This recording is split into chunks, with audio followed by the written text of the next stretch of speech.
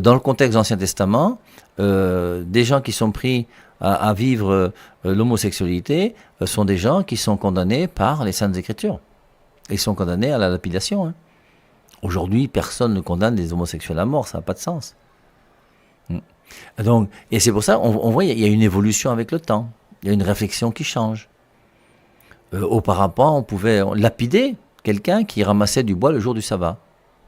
Mais même chez les juifs aujourd'hui, si quelqu'un ramasse du bois le jour du sabbat, on ne va pas le lapider. On voit comment les choses évoluent avec le temps. Alors, la doctrine ne change pas, la Trinité reste la Trinité, la vérité reste la vérité, mais il faut reconnaître qu'il y a une mentalité qui évolue avec le temps, avec des visions différentes sur les choses. Et c'est inimaginable de penser aujourd'hui que l'Église catholique puisse demander au bras séculier, ce qu'on appelle l'État, de tuer quelqu'un parce qu'il n'a pas la foi catholique. Alors qu'à l'époque, quelque part, ça pouvait se comprendre. Si on se met dans le contexte, à l'époque, tu as un pays entier, tout le monde est catholique. Et on sait que c'est les catholiques, hors de l'église, point de salut. C'est les catholiques qui vont au ciel. Toi, tu viens apporter une doctrine différente. Tu deviens un hérétique. Et en apportant une doctrine différente, tu vas mettre des gens sous ta doctrine qui risquent de rater le paradis et de partir en enfer pour toujours. Si toi, tu tues ton voisin, on va te couper la tête. Mais si tu envoies des gens en enfer, c'est encore pire. Et c'est en ce sens-là où il y a eu ces gens qu'on a pu brûler ou qu'on a pu envoyer au bras séculier, comme on disait au moment de l'Inquisition et toutes ces choses. Aujourd'hui, c'est clair que c'est impossible.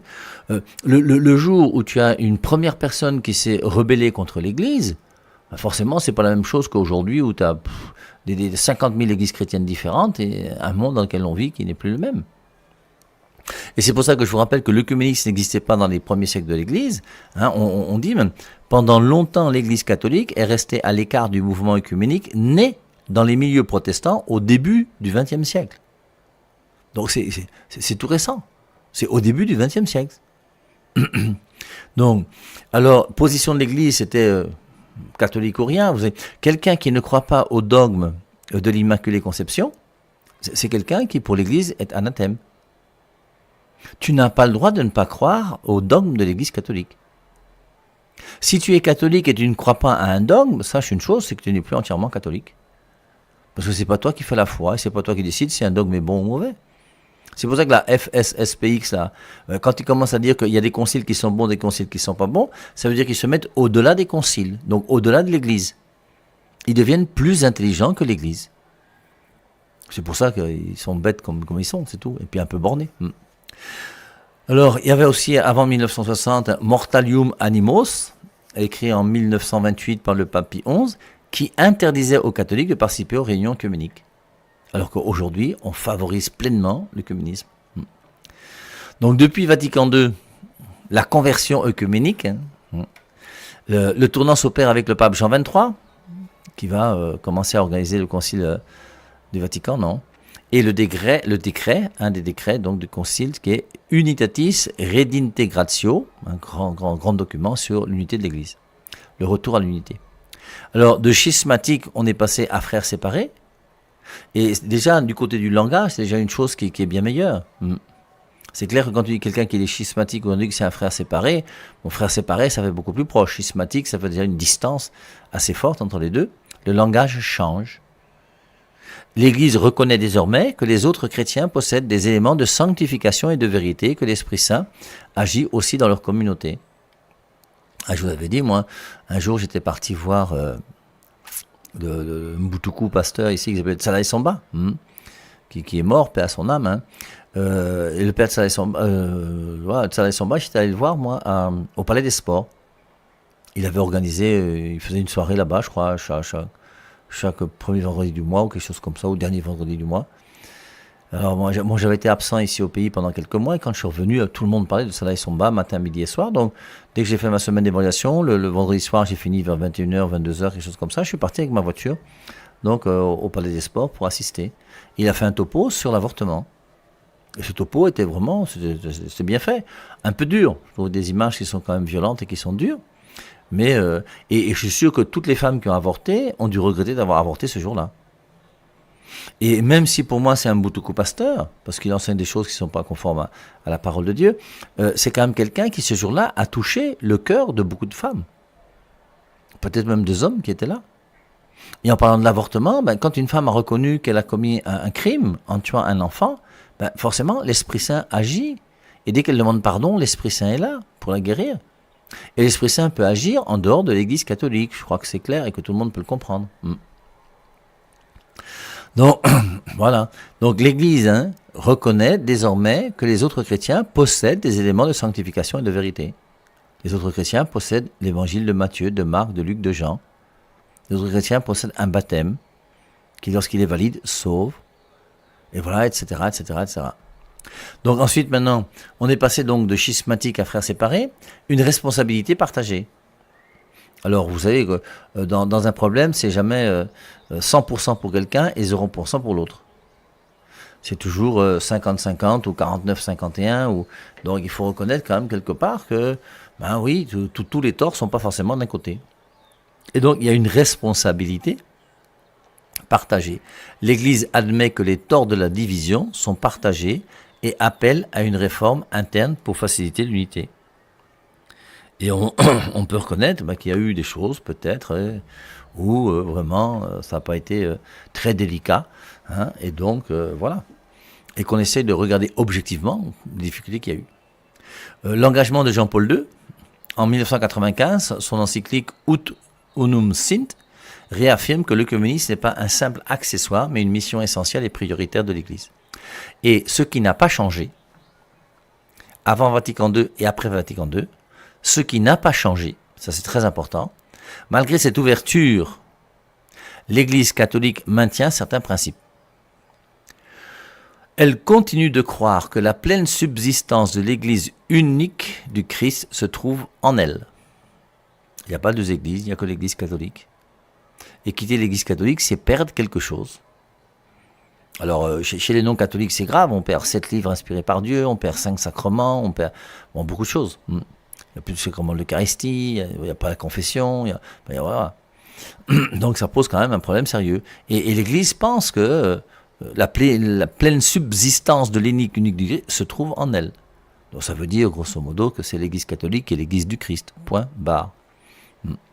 Elle refuse le relativisme, c'est-à-dire je ne peux pas pouvoir faire l'unité avec les autres, commencer à penser comme eux. Je dois commencer à penser selon ce que le Christ a voulu et selon la parole de Dieu. Et je dois continuer que Marie, le catéchisme nous dit qu'elle n'a jamais commis de péché. D'ailleurs, les orthodoxes le croient aussi. Nous, les catholiques, nous le croyons aussi. C'est pour ça qu'on est très proches. Par contre, les autres églises, demandent-leur, ils vont te dire que, quoi ? Vous dites que Marie n'a jamais péché ? Même si les orthodoxes ne croient pas à l'Immaculée Conception. Mais je pense plutôt à l'Immaculée depuis l'Annonciation, je crois. Comme il y a une autre petite chose, puisque j'ai écouté quelques vidéos du Père Ménard ces jours-ci quand même, puisque on allait quand même se rencontrer, il fallait qu'on prévoie des choses éventuellement si on devait faire un débat. C'est curieux que les orthodoxes disent qu'on a un ange gardien depuis notre baptême, et non pas depuis notre conception, notre naissance. Et quand on prend le passage, parce que le passage sur les anges gardiens, moi j'en connais qu'un seul dans les Saintes Écritures, c'est Matthieu chapitre 18. Et dans Matthieu chapitre 18, la référence qui justifie les anges gardiens, gardez-vous de mépriser un seul de ces petits, car je vous dis que leur ange dans les cieux voit continuellement la face de mon Père qui est dans les cieux. Ces enfants-là étaient baptisés.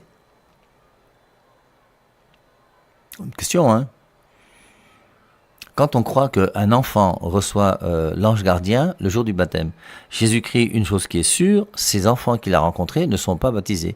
Et lui-même ne les a même pas baptisés. Gardez-vous de mépriser un seul de ces petits, car je vous dis que leur ange dans les cieux voit continuellement la face de mon Père qui est dans les cieux. Et c'est pour ça que nous croyons qu'on a un ange gardien, Matthieu 18, 10. Voilà. Donc, ce qui n'a pas changé, c'est pas de relativisme. On ne peut pas, au nom de la vérité, diminuer la vérité au nom de l'œcuménisme. Maintenant, toute vérité n'est pas bonne à dire. Et on peut progressivement dire la vérité à quelqu'un. Mais on ne peut pas diminuer la vérité ou ne pas accepter de dire la vérité lorsqu'on nous le demande. Ça c'est impossible. Et c'est, je crois, toute la difficulté qu'il peut y avoir dans justement ce qu'on appelle l'œcuménisme. Dans l'œcuménisme, Il faut arriver à maintenir la charité qu'il y a entre nous, mais dans la vérité. Et on ne peut pas diminuer la vérité pour faire plaisir à notre frère. Donc, et je crois que c'est le gros problème qu'il y a entre le juste équilibre, hein, pour voir si vraiment on est ensemble, on n'est pas ensemble, et quelles sont les différences qu'il y a entre nous. Hein. Il est clair que par rapport aux orthodoxes, la différence entre les catholiques et les orthodoxes est toute petite. Hein. C'est pour ça que je vous rappelle que ce ne sont pas des non-catholiques.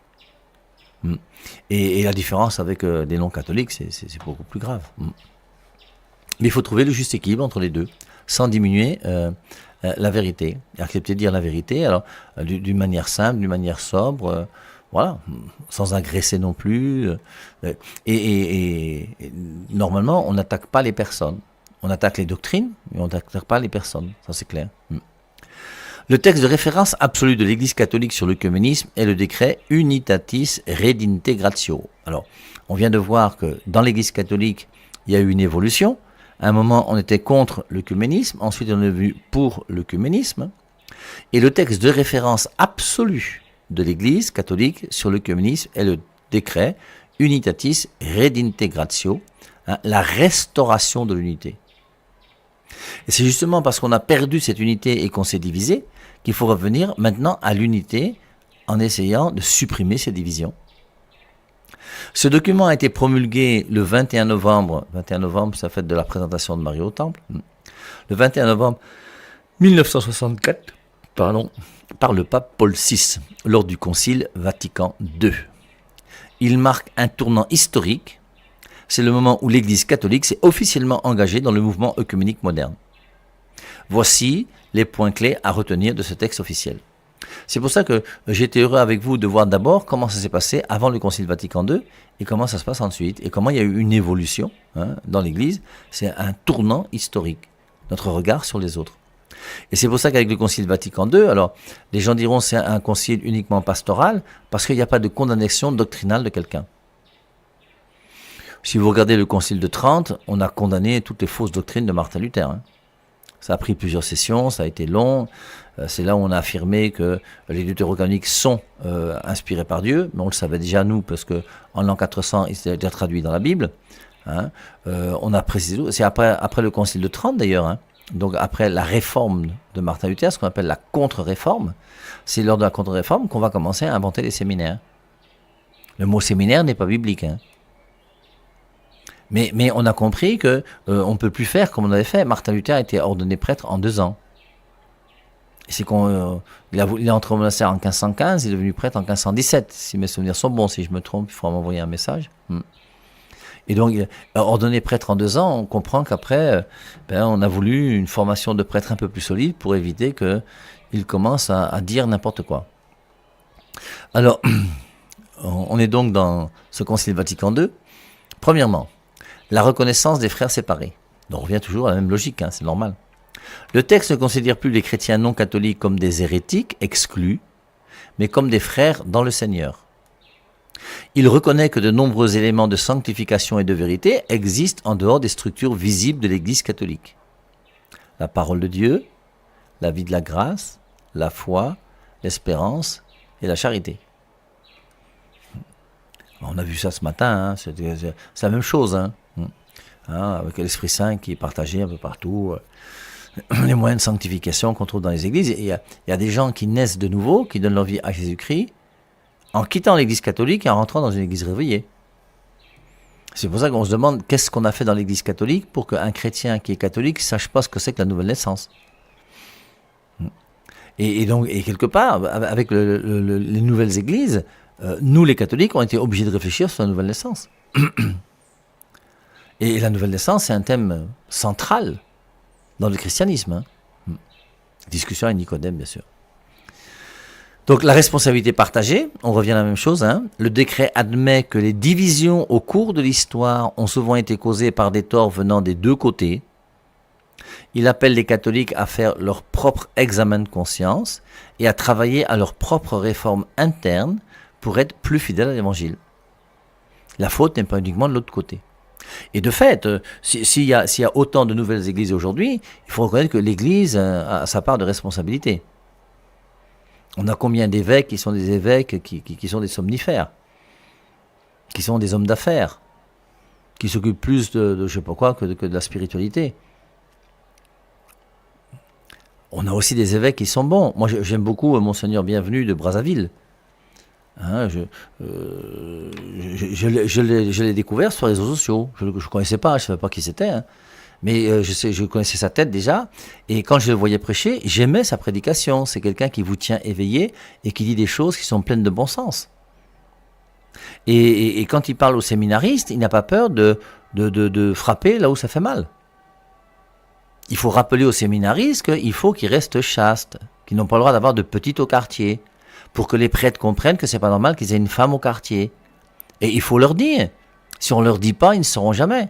Surtout qu'on vit dans une spiritualité où aujourd'hui on est discret, on se cache, on ne dit rien à personne, mais on pêche sans souci. Donc c'est important de pouvoir prendre notre part de responsabilité. Et il est clair, même par rapport aux sectes et aux nouvelles églises. Alors aujourd'hui, il y a l'abbé Blaise Kanda, par exemple, qui est très intéressant, qui lutte pour montrer aux catholiques, les gens des autres églises, là, on va vous tromper avec quelques versets bibliques. Moi-même, je suis dedans, je fais cet effort-là. On peut me faire menace, il n'y a pas de souci. Et il y a beaucoup, alors il y a d'autres moi, que je ne connais pas aussi, forcément. Mais aujourd'hui, sur les réseaux sociaux, il y a quand même plein de catholiques qui sont capables aussi de pouvoir justifier leur foi aujourd'hui. Tu as plein de catholiques aussi qui, jusqu'à aujourd'hui, ne lisent jamais la Bible, sont des feignants et des paresseux. Je suis sûr que si un curé demandait dans une paroisse quels sont ceux d'entre vous qui ont une Bible à la maison, il va trouver du monde, il n'y a pas de souci. Quels sont ceux qui ont déjà lu un livre en entier dans la Bible? Il n'y aura plus grand monde, hein, que les choses soient claires. Pourtant, c'est important, il faut qu'on se forme. Et aujourd'hui, c'est vrai que sur les réseaux sociaux, la défense de l'Église catholique est beaucoup plus présente qu'il y a 10 ans, qu'il y a 20 ans. C'est pour ça que lorsque vous demandez à l'IA la Bible a combien de livres, je ne vais pas essayer, hein, mais vous pouvez essayer, elle va vous dire que la Bible a 66 livres. Si elle a réfléchi un peu, mais elle ne réfléchit pas parce qu'il n'y a pas d'intelligence artificielle, si elle a réfléchi un peu, elle va dire pour les non-catholiques, 66, pour les catholiques, 73. C'est-à-dire pour les Égyptiens, 82, je crois, je ne sais pas quoi encore. Donc il y a une responsabilité partagée. Et donc c'est pour ça, après, donc, il faut que nous-mêmes, nous prenions conscience de notre part dans cette vie œcuménique. Et ensuite, donc, après la responsabilité partagée, les 3 piliers de l'action œcuménique. L'œcuménisme spirituel, c'est le cœur du mouvement. Il consiste en la conversion du cœur, la sainteté de vie et la prière commune pour l'unité. Quand vous voyez des gens des nouvelles églises qui disent que les catholiques sont pas nés de nouveau, ils disent ça pourquoi? Parce que ils ont fréquenté des catholiques, ou eux-mêmes étaient catholiques. Et ils ont vu qu'il y a des gens qui sont à la chorale, mais ça ne dérange pas de sortir avec le chef de chœur, même si je suis à la chorale chaque dimanche, pour chanter « N'aimer que toi, mon Dieu, n'aimer que toi ». Ils sont aperçus qu'il y a des prêtres qui ont des femmes au quartier. Ils sont aperçus que vous avez des gens là qui vivent en concubinage, mais ils sont là à la messe chaque dimanche, ça ne dérange personne. Et forcément, lorsqu'on va donner une prédication dans laquelle on va dire « Tu ne peux pas être chrétien et vivre en concubinage. Tu ne peux pas être chrétien et commettre adultère. Tu ne peux pas être un prêtre catholique et avoir une femme au quartier. » Mais quand tu vas faire un discours pareil, forcément, ça va quand même bousculer les gens. Ça ne peut pas être autrement. Et c'est pour ça que quand ils vont entrer dans une église, on va leur dire que, comme ci, comme ça, et qu'ils voient qu'on fait quand même, ils vont s'apercevoir que oui, quand j'étais catholique, moi quand même, c'était un peu bizarre. Et il va penser que les catholiques sont pas nés de nouveau. Pour faire comprendre à ces gens-là que nous, les catholiques, nous sommes aussi nés de nouveau, qu'est-ce qu'il faut faire? L'œcuménisme spirituel. Les 3 piliers de l'action œcuménique. Premièrement, l'œcuménisme spirituel, c'est le cœur du mouvement. Il consiste en la conversion du cœur, la sainteté de vie et la prière commune pour l'unité. Si tous les chrétiens catholiques étaient des saints, on n'aurait pas beaucoup de difficultés. Et c'est pour ça que plus nous allons nous sanctifier, plus on va coopérer au véritable œcuménisme. Et l'œcuménisme fait qu'il faut que la parole que je proclame, elle puisse être prouvée par les actes que je pose. La foi sans les œuvres est morte, toujours la même chose. Donc la première des choses, c'est la conversion. Si on veut un œcuménisme qui marche bien, il faut d'abord que nous, les catholiques, nous cherchions à nous convertir. Et plus nous allons nous convertir, plus l'œcuménisme sera fort et vrai. Donc après l'œcuménisme spirituel, le dialogue de la vérité.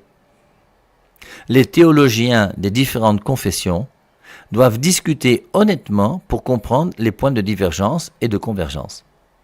Par exemple, oui, il y a une honte absolue dans le monde aujourd'hui, mais c'est fait par des gens qui sont aussi pas très intelligents et qui n'ont pas fait beaucoup d'études, c'est d'affirmer que les catholiques adorent la Vierge Marie. Mais essayez d'avoir un dialogue de vérité avec les catholiques. Et vous verrez que dans l'Église catholique, l'adoration de la Vierge Marie n'existe pas. Pas depuis hier, pas depuis avant-hier, depuis 2000 ans que l'Église catholique existe. Trouvez-moi un seul concile, trouvez-moi un seul document officiel de l'Église qui demande qu'on adore Marie et qu'on mette Marie à la même place que Jésus.